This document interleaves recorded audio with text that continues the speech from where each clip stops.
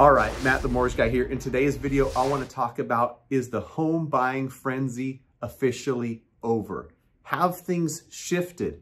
Are we in a new market? Is there going to be major changes on the way in the end of 2021? I phrase it as a question because I don't want to tell you what to think or feel or what's going on in your specific market, because truth be told, different markets across the US are behaving differently. But I'm going to give you some insight into what's happening in my market in Northern California. And my guess is it's happening in other markets across the US. So before I jump into it, please do me a favor, like, comment, subscribe, share this with everybody you know, anybody who you think might benefit. Comment down below. Let me know what's going on in your market. Let me know I'm a complete idiot. I have no idea what I'm talking about. Or Matt, I agree with you. I think that that's going on. Or maybe somewhere in between, right? I'm either a genius or an idiot or somewhere in between. So what prompted this is the many conversations I'm having, the things I'm seeing. Obviously, there's more inventory coming on. And nobody can argue that because that data is just data. More inventory is coming on the market. I'll give you a stat too. This one was pretty cool. This is a nationwide stat where we all know that April and May were crazy, crazy months in real estate because nothing was on the market. People were trying to buy. There was nothing to buy. So the supply versus demand just dictates that it's going to be insanely competitive, right? And when you look at the listings coming on the market, this is a nationwide number. In February, 287,000. In March, 344,000. And if you look at this graph that I'm looking at, it goes and it shoots up to where I didn't include April and May, but the June number is 446,600 new listings coming to the market. My guess is that July is going to be even bigger with new listings. What does that do to real estate in the real estate market? Well, it makes it less competitive. There's more stuff on the market. This number of 446,000 is the biggest new listings in a month that we've seen since September of 2019. And so no doubt this is going to cause a few things to happen. 20 offers, a thing of the past for most any house. Sure, you might get the one-off and the house is beautiful and it's listed, below market value and it gets 22 offers. But the vast majority of homes that I'm seeing now are getting less offers and sitting on the market for longer. If you're working with an agent or you're a seller that thinks you can just throw anything on at any price with any pictures, you're mistaken, right? We are in a new market. It's not the market that we saw in April and in May. And I reference those 2 months because April and May in my area were super hot. There was no inventory. People were going absolute bonkers. So one thing I want to point out, I pointed this out on numerous videos, I don't see big, price reductions or falling off a cliff. People ask me this and I give them my honest feedback because they're like, are we going to see a big, crash in housing? It's just very unlikely to happen. There's so many things that go into it. We can see increased inventory. We can see rates go up. We also have to look at inflation and other things that are going on in the economy. Asset prices go up during inflation. I'm convinced that we're going to see inflation. I don't think that you can print $5, $6, $8 trillion and just have a machine gun like money printer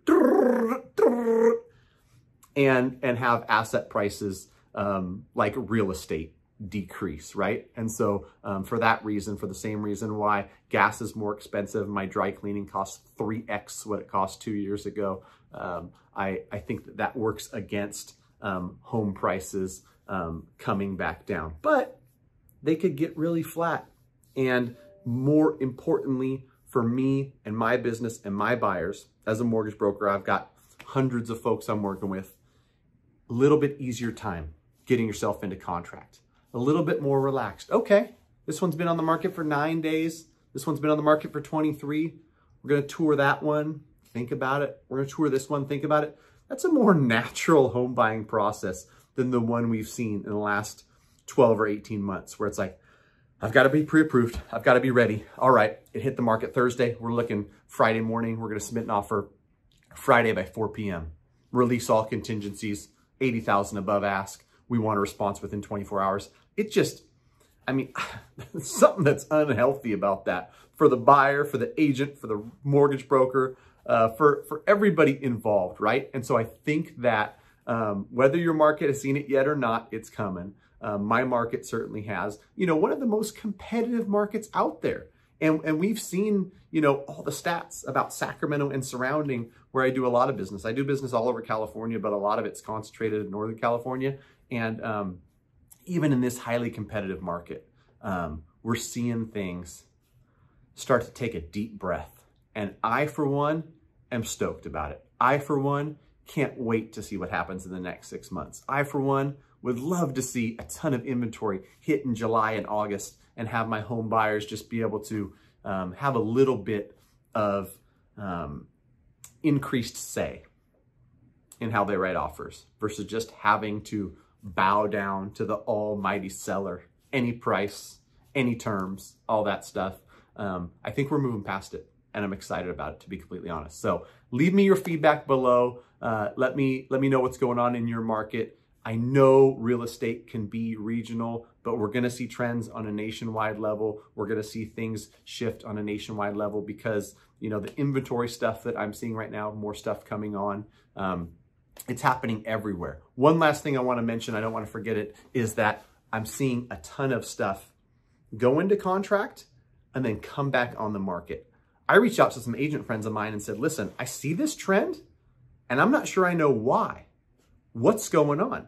And I got some really good insight from an agent buddy of mine who said, you know what, Matt, I've got, and personally, we have somebody back out of contract. I got to call him and ask him what happened. But this agent's insight and their thought was that the frenzy has kind of passed. But when we're in a frenzied state, some of these buyers see it listed at $599, offer $680. They're doing anything they can to get something accepted because it's an absolute bonkers market, right? And then they have a chance to sit back, relax. They start to see ting, ping, ping, new listings come on. Less than what they're in contract at. Nicer house than the one they're in contract at. Realized they were in a frenzied state.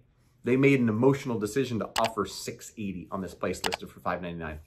They back out of contract. I'm seeing more and more of those than I've ever seen. That's something to watch, right? So hopefully this video is helpful. Whether you agree or not, this is just one man's opinion, some dude on YouTube. If you're in California and you want specific mortgage advice for your situation, please feel free to reach out to me and my team, Matt at mattthemortgageguy.com. If you are outside of California, want to be connected with a great broker, greatmortgagebroker.com. Look out for that Mortgage 101 course coming in August. Links to follow. Take care.